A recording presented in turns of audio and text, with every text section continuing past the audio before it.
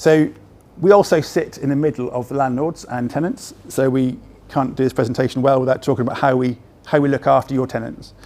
And here's 13 ways that we might do that. So we help them find a property. So Adam's on the front of that, saying, "Dear tenant, do you like this? If not, we can find something else that might work for you." So acting as an advisor to find them the right property.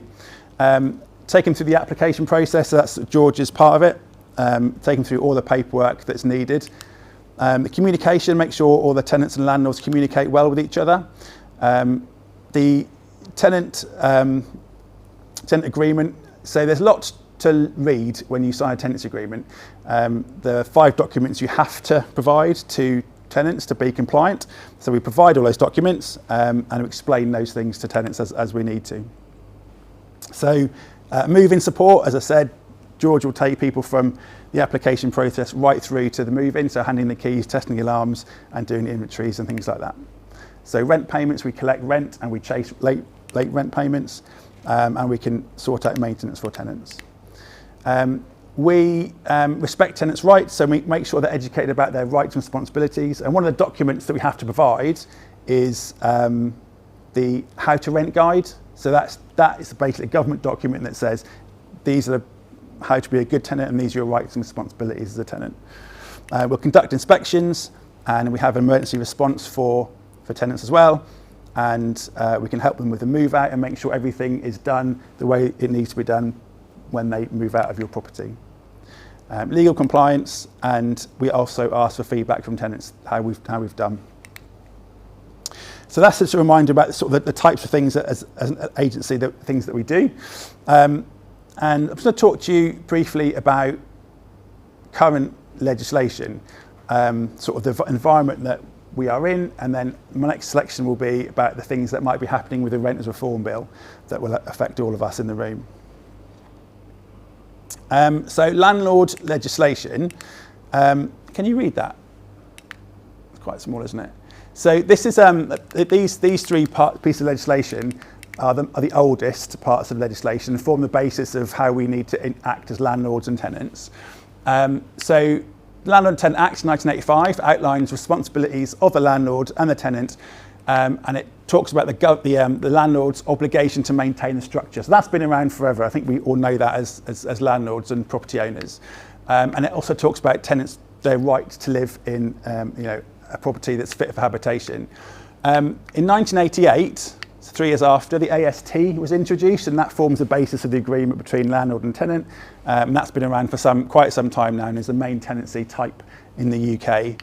And GAF safety regulations, 10 years after, in fact, it became the law to have your boiler serviced every year. So that's been around for a while. In the last 20 years, there's been a whole host of stuff that's happened to make landlording more regulated, and as agents, we would need to do that for you. And this is some of those things that us as agents and you as landlords are bound by. It's not exhaustive, but these are the main ones. So the Housing Act 2004, it made it mandatory to license some types of houses. So some types of houses had to be licensed. So HMOs, for example, was in there. And different parts of the country have opted for selective licensing as well, but not Norfolk at the moment. Deposit scheme regulation came in 2007. So again, quite an relatively old piece of legislation, making it mandatory to lodge your tenants' deposits into the scheme. And again, we managed that process. The Energy Performance Certificate in 2008, that became legislation where you have to let your tenant know your EPC rating of your house. And if it's below an E, you can't rent it. If it's above an E, you can. There's a lot of chat in the media about where that's going, making it a C or above, but I think that's been pushed back a little bit. So we'll see when that comes on the agenda again. This was a piece of legislation, probably not very popular from landlords or agents, but the Immigration Act of 2014 made landlords and agents the immigration control. So we have the duty to make sure that every tenant of ours has a right to rent in the UK.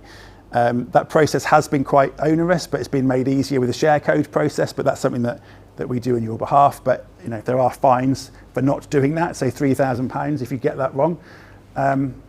Deregulation Act, that would change the way that you could have changed the eviction process. So that came in 2015. So you had to provide certain documents to your tenants, and our process is rigid enough to make sure that all those things happen. So you can serve a Section 21 if you need to. A few more. Tenant Fee Act in 2019. That was quite big news in the letting agency world, where there were a lot of fees you can't charge to tenants. Essentially, most fees you can't charge, but before that you could have done things like credit checks, administration or referencing fees was charged to tenants back in 2019, and that became illegal to do it after that point. Quite recently, it seems like this should have been in legislation quite a long time ago, but the Electrical Safety Standards regulation of 2020 made it, again, the law to have your fixed wiring installation certified by a professional. It wasn't mandatory to do that, but it did become mandatory in 2020. And sometimes that can kick off remedial works if wiring isn't up to scratch. Coronavirus Act, that required temporary measures were introduced to protect tenants during COVID. So that was quite a short-lived bit of legislation we had to be aware of during that time. Building safety, if you've got a flat and a high-rise building, that will impact you. That came out of Grenfell. And the regulatory reform of Fire Standards Order doesn't put too much emphasis on single dwellings, but it does impact HMOs, where a responsible person has to assess the risk of fire. So all of these things are something that we need to be aware of as letting agents, property managers and landlords. So has anyone heard of the Renters Reform Bill? We all know what sort of things are going on there. So this is described as the biggest shake-up of the private rented sector in decades. Has anyone heard of it before? So I think you have, Bruce. Have you come across that? Yeah, not yet. Okay, cool.